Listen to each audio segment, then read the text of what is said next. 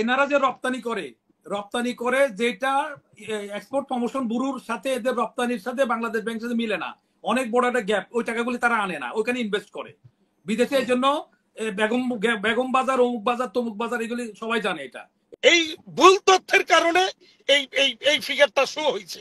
আমি যখন বাংলাদেশ ব্যাংকের গভর্নরকে আমার তথ্য না, এটা আমার তো ব্যুরো, এই যে এক্সপোর্ট প্রমোশন ব্যুরো আর বাংলাদেশ ব্যাংক, ভাই এক্সপোর্ট প্রমোশন আছে, দুটো আমার কাছে আছে ভাই। এক্সপোর্ট প্রমোশন ব্যুরো ভুল তথ্য দেওয়াতেই পরবর্তীতে বাংলাদেশ ব্যাংক আপনি শুদ্ধ দিয়ে দিয়েছেন। হ্যাঁ, আমি শুদ্ধ করে দেওয়াতেই বাংলাদেশ ব্যাংক সেটা স্বীকার করে মেনে নিয়েছে যে এক্সপোর্ট প্রমোশন ব্যুরো যে রপ্তানির ফিগারগুলি দিয়েছিল এটা ভুল ছিল। যে ডিমান্ডগুলি নিয়ে নামে রাস্তায় নামে, আপনারা যদি একটু দেখেন ইন্ধনটা কারা দেয় সেটাও দেখতে হবে। বাংলাদেশে গার্মেন্টস সেক্টর আপনাদের সাথে এত ফিরিত কেন? আপনার ইন্ধন দেয় কেন? আপনার ওয়ার্কারকে ওষুধে দেয় না, টেক্সটাইলে দেয় না, অন্য অন্য ফ্যাক্টরিতে দেয় না? আমি জানি না আপনি কোন কোন সেক্টরের লোক, কোন প্রফেশনের লোক, আপনাকে আমি চিনি না, কিন্তু আপনি যা বলছেন সম্পূর্ণ ভুল বলেন। কোন কোন জায়গায়, এক মিনিট আমি যদি শুনি যে কোন কোন জায়গায় ভুল বলতেছেন আপনি এখানে। হ্যাঁ বলো, সেটা বলি, স্পেসিফিক বলো। তাহলে আমি বলি, একটু শোনেন। আমাদের সেক্টরে, বিশেষ করে নিটওয়্যার সেক্টরে মোর দেন 85% ভ্যালু এডিশন। এবং উনি যে বলে বুতাম সুতা আমরা বানাই না, বাংলাদেশে মানে স্পিনিং মিল 500-র উপরে স্পিনিং মিল আছে যারা আমাদের 85%-এর উপরে সাপোর্ট দিয়ে থাকে। আমরা বিদেশ থেকে আমদানি করি না। এখন ইভেন বিকেএমইর মোর দেন 60% মেম্বার আছে যারা যারা বিদেশ থেকে একটা সুতা বা বুতামও ইম্পোর্ট করে না, 100% লোকাল ম্যাটেরিয়াল দ্বারা তৈরি পণ্য রপ্তানি করে। এবং ইনসেন্টিভ নেওয়ার কথা যেটা বলেছেন আপনি, যে অন্য কোনো সেক্টরে চলে যাবেন বলছেন, গত 30 বছরে বহু সেক্টরকে সরকার সহযোগিতা দিয়েছে, কোন সেক্টর কিন্তু আসতে পারে নাই। এবং এখন পর্যন্ত 85% ফরেন কারেন্সির গার্মেন্ট সেক্টরই আর্ন করে, অন্য সেক্টর কিন্তু পারে নাই। আমরাও চাই অন্য সেক্টর আসুক, কিন্তু আসতে পারে নাই, উঠে আসে নাই। গার্মেন্ট সেক্টরই সেই জায়গায় ফ্লারিশ করছে এবং এখন পর্যন্ত 30 লক্ষ থেকে 40 লক্ষ শ্রমিকের কর্মসংস্থান এই সেক্টর করেছে। ফরেন কারেন্সি এই সেক্টরে আনে। এবং ইনসেন্টিভ যেটা আমরা নিয়েছি দেশীয় সুতা ব্যবহারের বিপরীতে, এতে দেশের স্পিনিং মিল যেমন হয়েছে, আপনি যদি আজ থেকে 30 বছর আগের কথা চিন্তা করেন কত ডলার এক্সপোর্ট হয়েছে। আর আজকে 42 বিলিয়ন ডলার, 45 বিলিয়ন ডলার এই গার্মেন্ট সেক্টর কিন্তু এক্সপোর্ট করে। এবং নিটওয়্যারের ভ্যালু এডিশন 85%-এর উপরে। আপনি মনে করে আপনি আসেন ইন্ডাস্ট্রি দেখে যান। বললো যে আন্ডার ইনভয়েস, ওভার ইনভয়েসের কথা। আসুক দেখা কোনি আন্ডার ইনভয়েস, ওভার ইনভয়েস, এগুলি মুখস্থ কথাবার্তা। আচ্ছা, আপনার কথা শেষ হয়েছে? আপনার কথা শেষ হয়েছে? না, এগুলি মুখস্থ কথাবার্তা বলেন না। ব্যাংকে, বাংলাদেশ ব্যাংকে আসেন, বলতেছি আপনাকে। হ্যাঁ আসেন, ডকুমেন্টসে আসেন, আমি চ্যালেঞ্জ করব আপনাকে, আসেন। আচ্ছা, আপনি এখন শেষ হয়েছে আপনার কথা, তাহলে আমার কথার মধ্যে ইন্টারাপ্ট করেন না, আমি বলি। হ্যাঁ বলেন। জি পাটোয়ারি ভাই, আপনারা যে এনারা যে রপ্তানি করে যেটা এক্সপোর্ট প্রমোশন ব্যুরোর সাথে এদের রপ্তানির সাথে বাংলাদেশ ব্যাংকের সাথে মিলে না, অনেক বড় একটা গ্যাপ। ওই টাকাগুলি তারা আনে না, ওইখানে ইনভেস্ট করে বিদেশে। এই জন্য বেগম বাজার, অমুক বাজার, তমুক বাজার, এগুলি সবাই জানে। এটা এই টাকাটা কিভাবে এইটার উত্তরটা একটু নেন। কথার মধ্যে কথা বলেন না, বলছি না, সরি, প্রত্যেকটার উত্তর সাথে সাথে নিয়ে নেন। উত্তরটা আমি দেই। সাথে সাথে নেব না, তাহলে আমি অফ করে দেব। হাসিনা, আমি অফ করে দেব। আচ্ছা ঠিক আছে, বলেন, আপনি বলেন। আচ্ছা শেষ করে না পাটোয়ারি ভাই, শেষ করে নেন। এই যে আমাদের বাংলাদেশ ব্যাংকের রিপোর্ট আর এক্সপোর্ট প্রমোশনের রিপোর্ট দেওয়া হয়, রপ্তানির সাথে টাকা ফেরত আসার মিলে না। কেন মিলে না?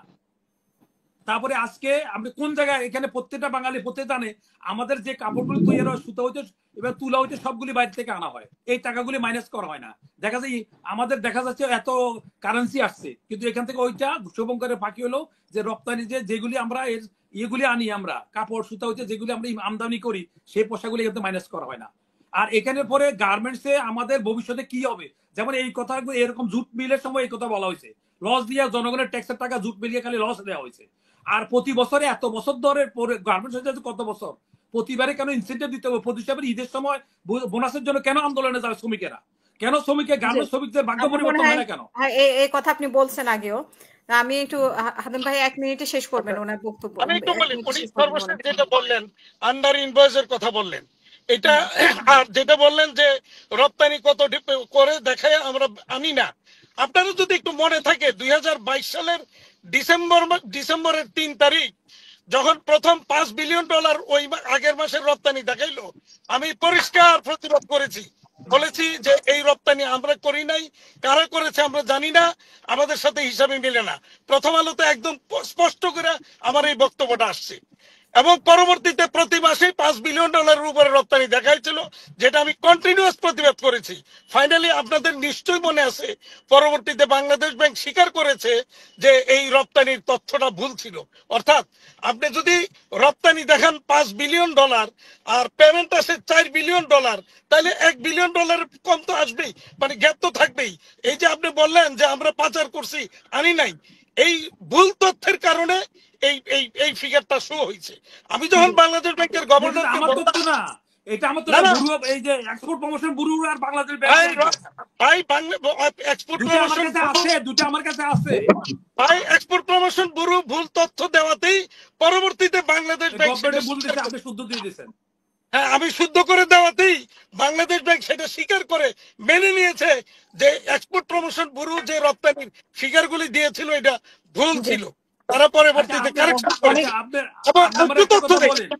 আরেকটা কথা বলি, একটু শুনে নেন পাটোয়ারি সাহেব। বাংলাদেশ ব্যাংকের গভর্নর বলেছিলেন যে $12 বিলিয়ন আমরা এক্সপোর্ট প্রসিড আনি নাই।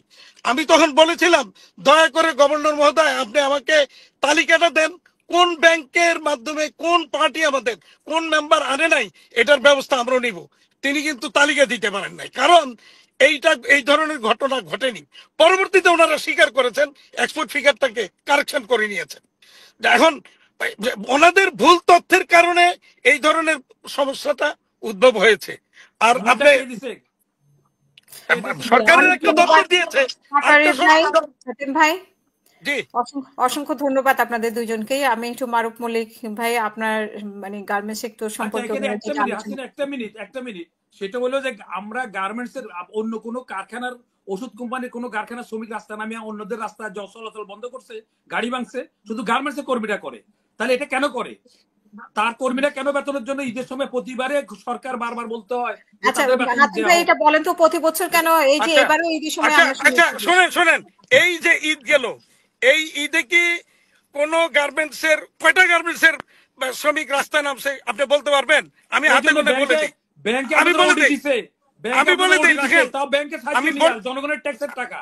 না না না না না না, আমি বলে দিই আপনাকে। সর্বশেষ এই বছর টিএনজেড এর নামে একটা গার্মেন্টস শ্রমিকরা আসছে, সেই গার্মেন্টসটা বন্ধ হয়ে গেছে, সেই গার্মেন্টস এর বেতন দিতে পারে নাই। তো 2,500-3,000 ফ্যাক্টরির মধ্যে 2-1টা ফ্যাক্টরি এরকম সমস্যা থাকতেই পারে, বাট ফাইনালি কিন্তু সমাধান হয়েছে সেটা। এবং কোন ফ্যাক্টরির শ্রমিকের বেতন দিবে না, এটা কোনো অবস্থাতেই আমরা সেটাকে টলারেট করি না। একইভাবে সরকারও সেখানে এটাকে কোনোভাবেই দেয় নাই। এবং আপনি দেখেন গত কয়েকটা ঈদেই, হ্যাঁ সমস্যা কিছু থাকে, ম্যাক্সিমাম ক্ষেত্রে যেটা এবার হয়েছে যে আন্দোলন, আপনি যেটা শ্রমিকের রাস্তায় নামার কথা বলছেন, আনডিউ ডিমান্ড নিয়ে তারা রাস্তায় নেমেছে।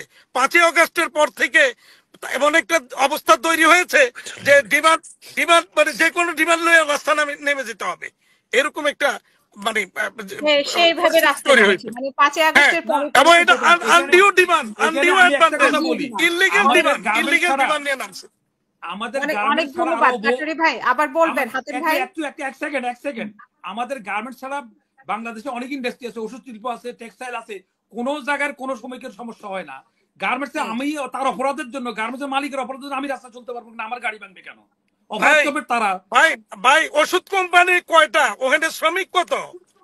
1 লক্ষ শ্রমিকও নাই, ওদের 1 লক্ষ শ্রমিকও নাই। আপনাদের থেকে কয়, আর আমাদের 40 লক্ষ শ্রমিক, আমাদের 40 লক্ষ শ্রমিক।